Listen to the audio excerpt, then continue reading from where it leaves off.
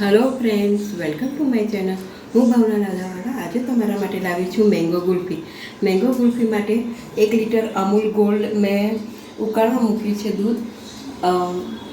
2 કેરી સમારેલી છે, લગભગ 2 ચમચી જેટલો મિલ્ક પાવડર છે, 2 ચમચી કોર્નફ્લોર, 100 ગ્રામ ખાંડ અને આ દૂધ કાઢ્યું છે. થોડુંક ગરમ છે અને થોડુંક ઠંડુ છે.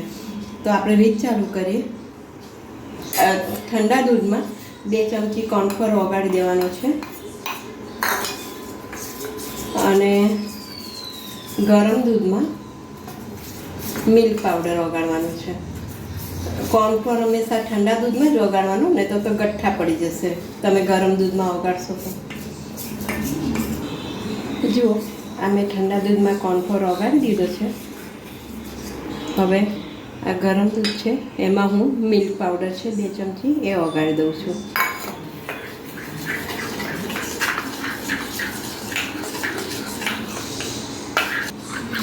આ જુઓ, આ મિલ્ક પાવડર સરસ ઓગળી ગયો છે ગરમ દૂધમાં.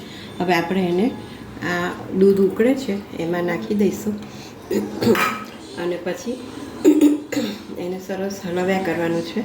આ કોર્નફ્લોર જે મેં ઠંડા દૂધમાં ઓગાળ્યો હતો એ પણ આપણે આ દૂધમાં નાખી દઈશું અને આ 100 ગ્રામ ખાંડ છે એ નાખી દઈશું.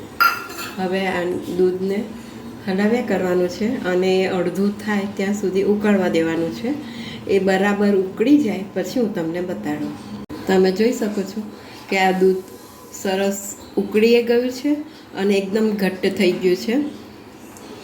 આ લગભગ મેં એને 20-25 મિનિટ ધીમા તાપે ઉકળવા દીધું હતું, ત્યારે આવું સરસ ઘટ્ટ થઈ ગયું છે. હવે આપણે દૂધનો ગેસ બંધ કરીને એને બરાબર ઠંડુ પડી દેવા દેવાનું છે. એકદમ સરસ ઠંડુ થાય પછી હું તમને આગલી પ્રોસિજર બતાડું. જુઓ, આ સરસ આપણું ઠંડુ થઈ ગયું છે દૂધ ઉકળીને. હવે આપણે આ મેં કેરી સમારેલી છે એ અને આ દૂધ એ બેને આપણે મિક્સરમાં ફેરવી દઈશું. બરાબર મિક્સરમાં ફેરવી દો પછી હું તમને બતાડું આગળ પ્રોસિજર. જુઓ, આ આપણું દૂધ અને કેરીનું મિક્સર તૈયાર થઈ ગયું છે. તમે જ્યારે મેંગો ગુલ્ફી બનાવો ત્યારે તમે આફૂસ કે કેસર કેરી જ લેજો, એની ફ્લેવર સારી આવે છે. હવે એને આવા ઊભા ગ્લાસ જેવું તમારી ઘરે હોય એમાં ટ્રાન્સફર કરી દેવાનું છે અને પછી એને ફ્રીઝરમાં સિલ્વર ફોઇલ ઢાંકીને મૂકી દેવાનું છે. 5-6 કલાક મૂકી દેશો પછી હું તમને બતાડું છું. 6-7 કલાકમાં આપણી ગુલ્ફી સરસ સેટ થઈ ગઈ છે.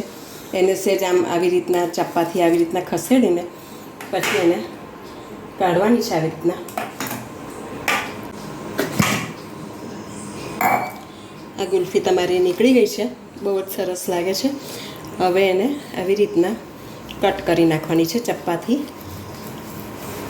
એટલે તમારી આ રોલ કટ મેંગો ગુલ્ફી તૈયાર થઈ ગઈ છે.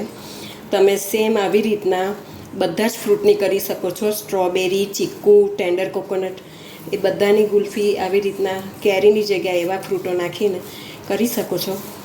આ મેંગો ગુલ્ફી રોલ કટ બહુ જ સરસ લાગે છે. તમે ઘરે આ નક્કી ટ્રાય કરજો અને જો તમને મારી આ રેસીપી પસંદ આવી હોય તો પ્લીઝ મને સબસ્ક્રાઈબ જરૂરથી કરજો અને બેલ બટન દબાવજો. Thank you.